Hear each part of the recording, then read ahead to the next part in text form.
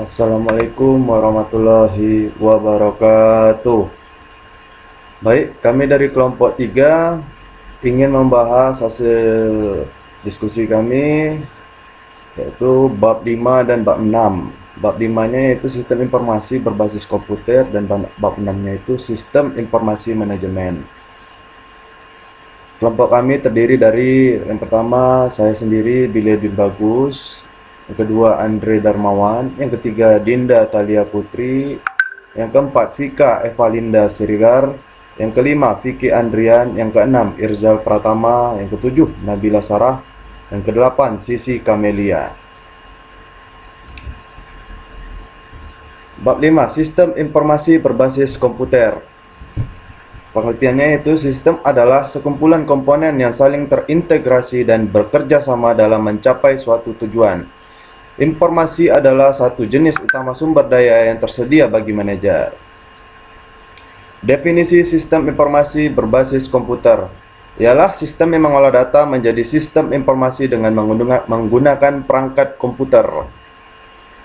Jenis-jenis sumber daya informasi. Yang pertama, perangkat keras komputer. Yang kedua, perangkat lunak komputer. Yang ketiga, perangkat para spesialis informasi. Yang keempat, pemakai. Yang kelima, fasilitas. Yang keenam, database. Yang ketujuh, informasi.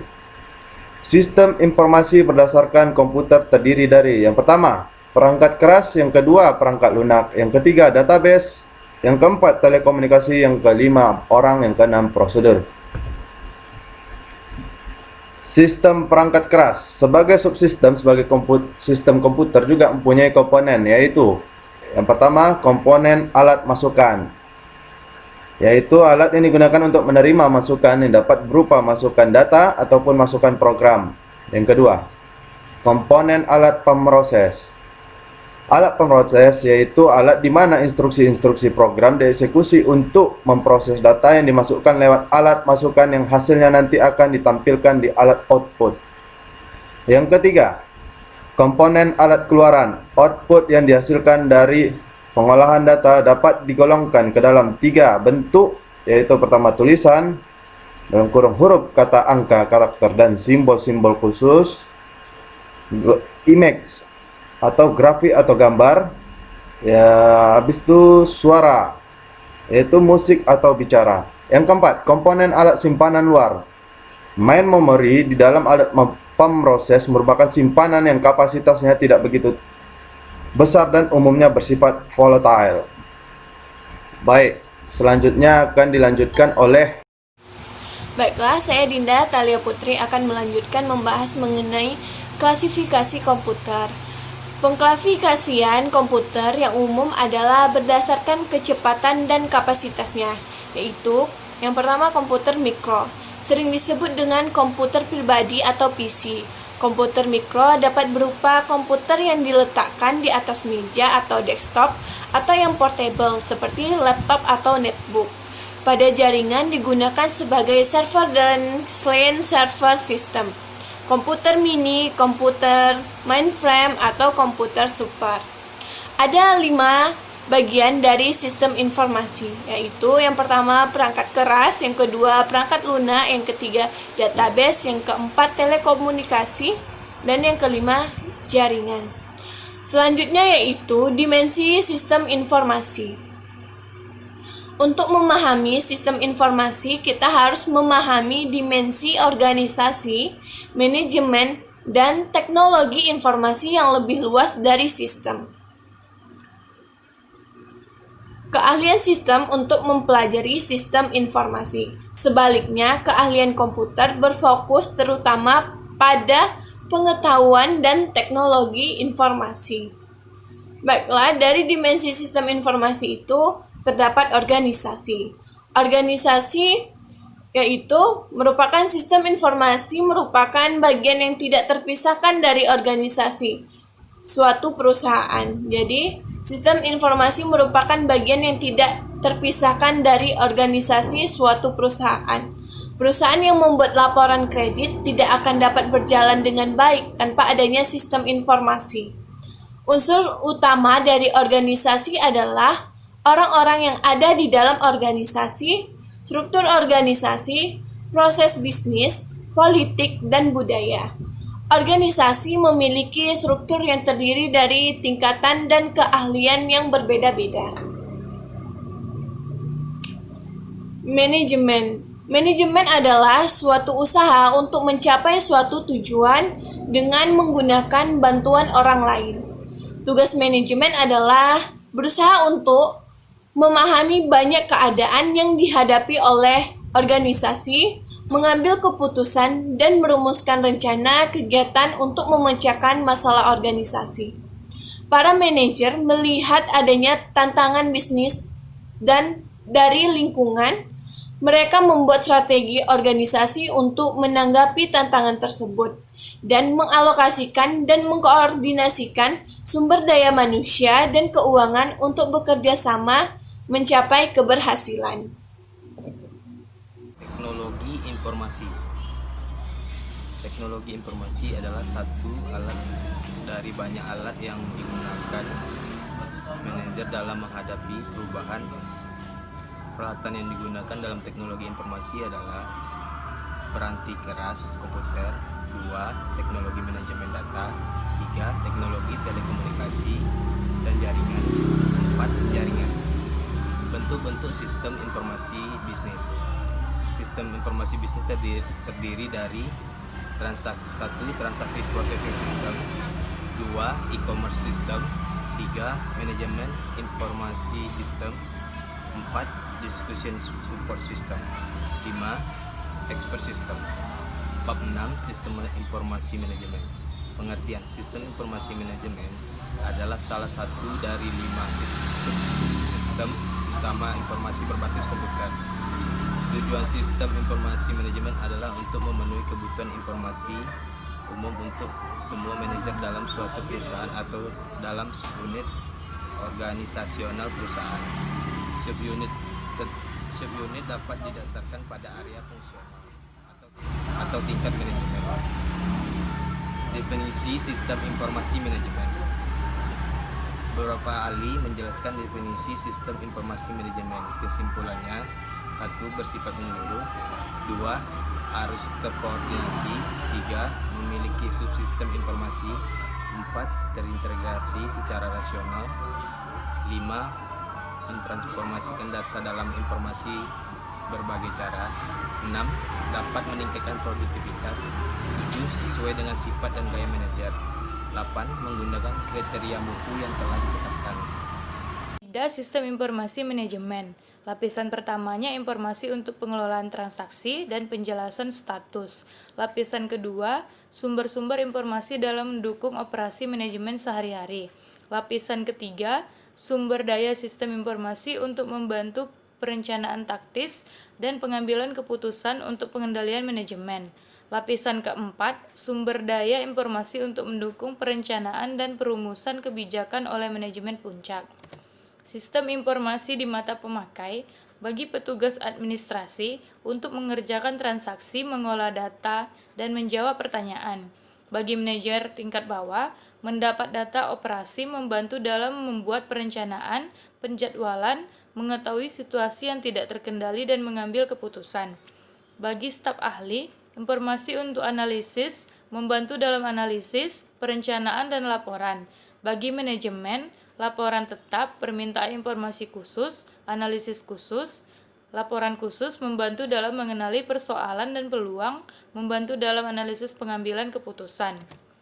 Karakteristik sistem informasi manajemen adalah beroperasi pada tugas-tugas yang terstruktur seperti prosedur, aturan pengambilan keputusan, meningkatkan efisiensi dengan mengurangi biaya, menyediakan laporan dan kemudahan akses, berguna untuk pengambilan keputusan. Laporan yang dihasilkan SIM yaitu berbagai jenis laporan yang dihasilkan: laporan periodik, laporan ikhtisar, laporan pengecualian, laporan perbandingan, dan laporan permintaan. Tujuan dibentuknya SIM adalah agar organisasi memiliki informasi berguna dalam pembuatan keputusan manajemen, baik keputusan rutin maupun strategis. Sebagai suatu kumpulan dari elemen-elemen yang tergabung dan terintegrasi secara bersama-sama untuk mencapai suatu tujuan. Suatu sistem adalah bagian dari sistem yang lebih besar. Informasi, data harus dibedakan dari informasi, dan perbedaan ini jelas dan penting untuk suatu tujuan. Data adalah fakta-fakta dan gambar yang digunakan dalam suatu proses keputusan dan biasanya diambil dari catatan historis dan dicatat dan diisi tanpa niat mengambil untuk membuat keputusan. Informasi terdiri dari data yang diambil, diproses, dan digunakan untuk informasi atau gangguan tujuan, pendapat, atau sebagai suatu dasar peramalan atau membuat keputusan. Manajemen dapat didefinisikan dalam berbagai cara, tetapi untuk tujuan ini terdiri dari proses atau aktivitas yang menerangkan apa yang manajer lakukan dalam operasi dari organisasinya seperti merencanakan, mengorganisasi, mengkoordinasi, dan mengendalikan operasi. Perencanaan adalah menetapkan strategi dan tujuan dan menyeleksi tindakan yang terbaik untuk mencapai rencana.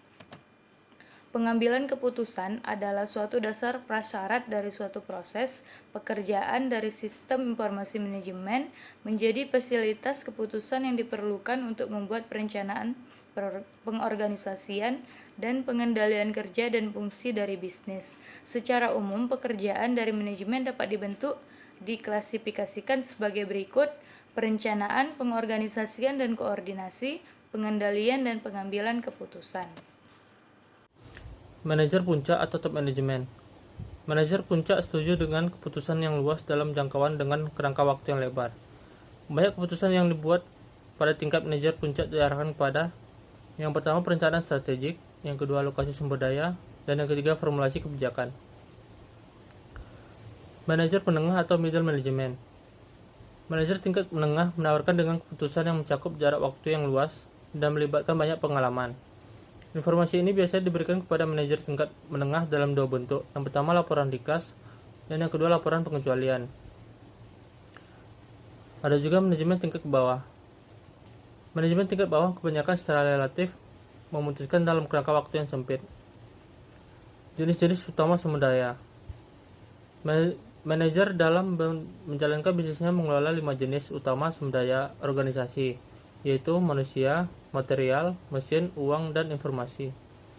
Tugas manajer adalah bagaimana mengelola sumber daya organisasi dengan cara yang paling efektif. Perhatian manajer informasi.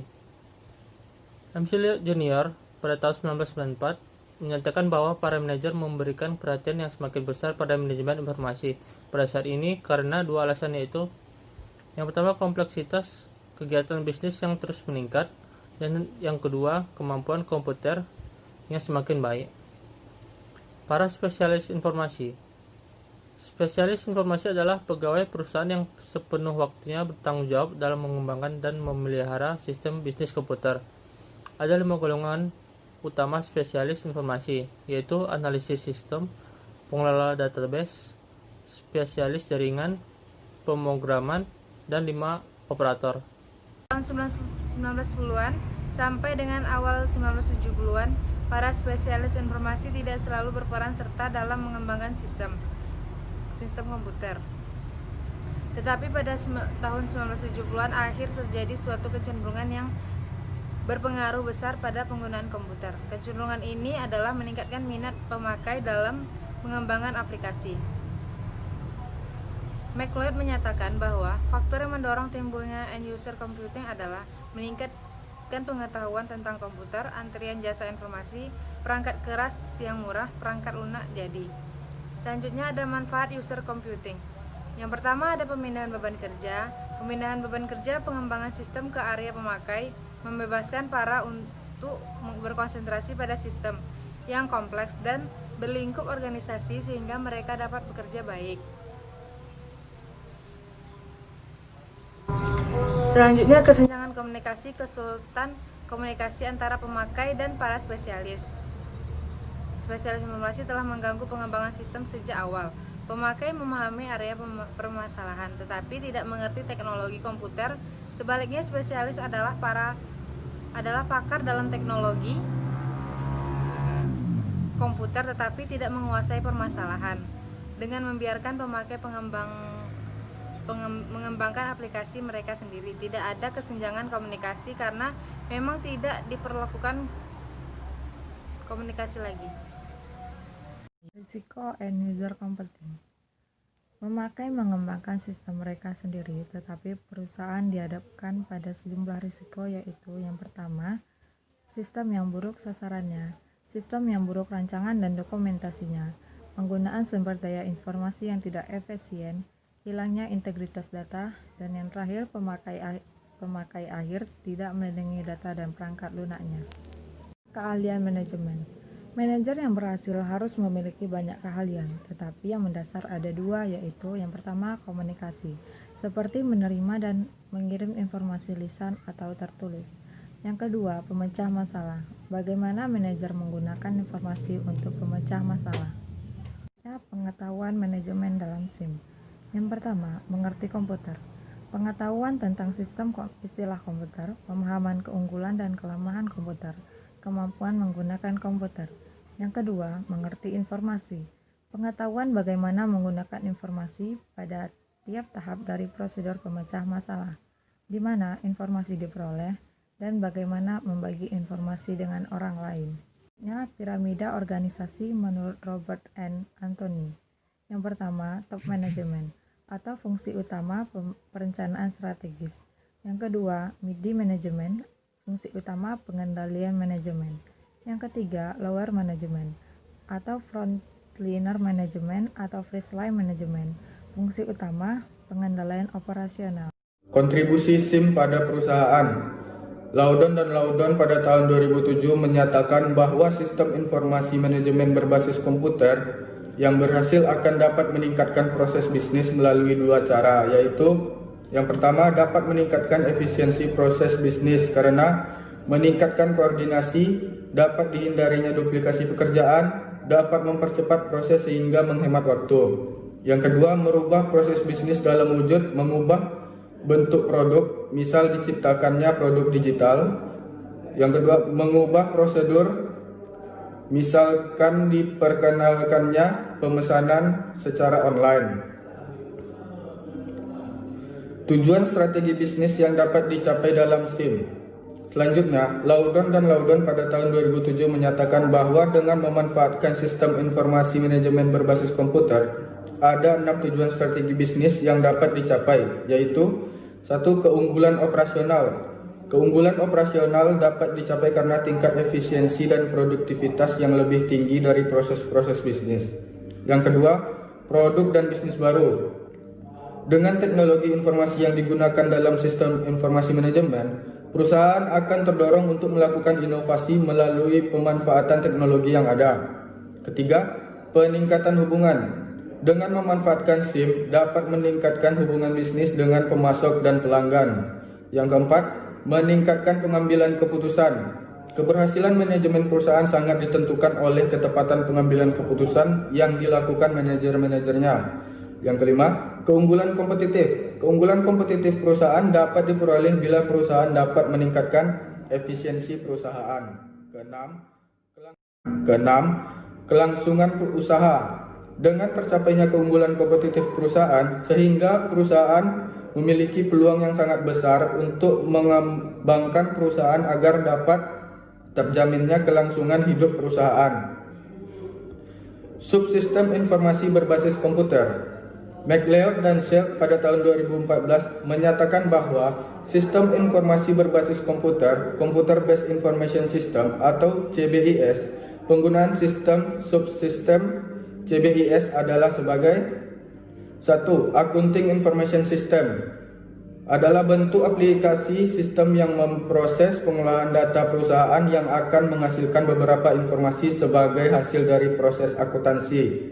Yang kedua, Management Information System menyediakan sistem informasi untuk memecah masalah bagi sekelompok manajer secara umum atau penghasil informasi yang mendukung sekelompok manajer yang mewakili suatu unit organisasi seperti tingkatan manajemen atau area fungsional. Yang ketiga, Decision Support System, sistem penghasil informasi yang ditujukan ada suatu masalah tertentu yang harus dipecahkan oleh manajer dan keputusan yang harus dibuat manajer untuk masalah khusus. Yang keempat, office automation atau virtual office adalah suatu perangkat untuk memudahkan komunikasi dan dapat meningkatkan produktivitas kerja di antara para manajer dan pekerja kantor dengan menggunakan alat-alat elektronik. Dan baiklah, sekian penyampaian materi dari kelompok 3. Jika ada yang ingin ditanyakan, silahkan langsung bertanya. Jika ada salah-salah kata, kami mohon maaf. Wassalamualaikum warahmatullahi wabarakatuh.